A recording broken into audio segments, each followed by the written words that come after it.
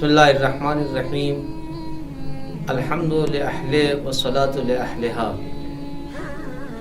12 اماموں میں اللہ کی 8ویں حجت حضرت علی ابن موسیٰ رضا صلوات اللہ علیہما کی ولادت کے پرمبارک موقع پر آپ کی خدمت میں مبارکباد پیش کرتے ہوئے خدا کی بارگاہ میں دعا کرتے ہیں کہ ہم سب کو جلد از جلد بارگاہ رضوی میں حاضری کا شرف ملے۔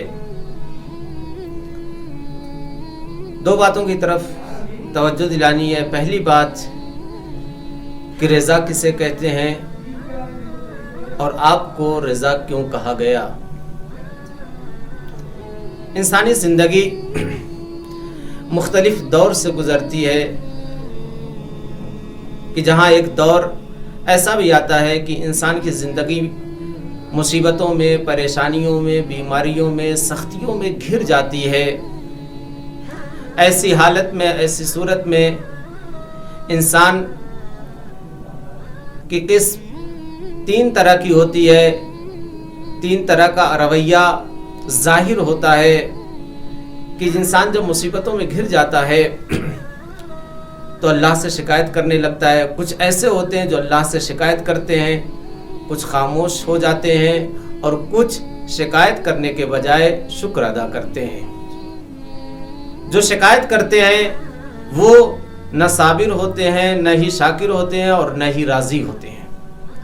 جو مصیبتوں میں گھر جانے کے بعد خاموش ہو جاتے ہیں وہ صابر تو ہوتے ہیں لیکن شاکر و راضی نہیں ہوتے۔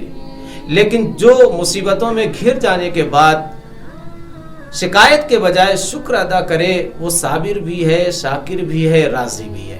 یہ ہے رضا کا مقام۔ اس سے اندازہ ہوتا ہے کہ رضا مرتبے میں صبر سے بلند ہے، برتر ہے۔ یہ پہلی بات۔ دوسری بات کہ آپ کو رضا کیوں کہا گیا، اس کی چند وجہیں بیان کی گئی۔ پہلی وجہ یہ کہ زمین و آسمان پر خدا و رسول خدا اور ائمہ اطہار آپ سے راضی ہیں، اس لیے آپ کو رضا کہا گیا۔ دوسری وجہ یہ بیان کی گئی کہ اپنے تو اپنے، پرائے بھی، دشمن تو دشمن، دوست تو دوست، دشمن بھی آپ سے راضی تھے، اس لیے آپ کو رضا کہا گیا۔ تیسری وجہ یہ بتائی جاتی ہے کہ آپ ہر حال میں راضی برضائے الہی رہے، اس لیے آپ کو رضا کہا گیا۔ چاہے وہ وطن کی زندگی ہو، سفر کی زندگی ہو یا غریب الوطن کی زندگی ہو، جس حال میں جہاں رہے راضی برضائے الہی رہے۔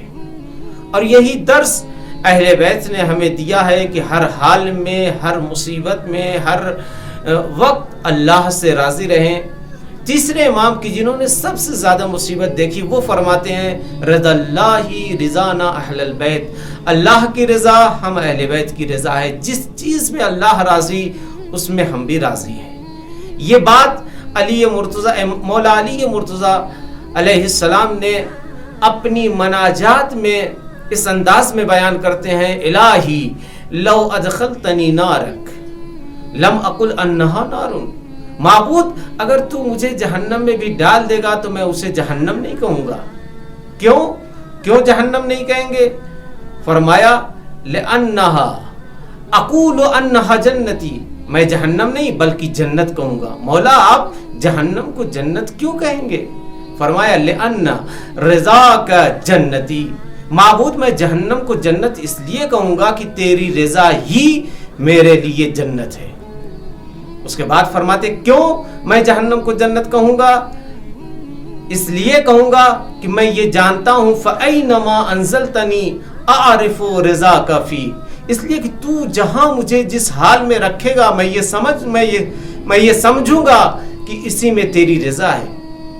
تو جس چیز میں اللہ کی رضا ہو وہ میرے لیے جہنم نہیں بلکہ جنت ہے۔ لہٰذا ہم پروردگار کی بارگاہ میں یہ دعا کرتے ہیں کہ خدایا اہل بیت اطہار علیہم السلام کو خاص طور سے زمانے کے امام کو ہم سے راضی رکھ، اس لیے کہ ان کی رضا تیری رضا ہے۔ آمین یا رب العالمین۔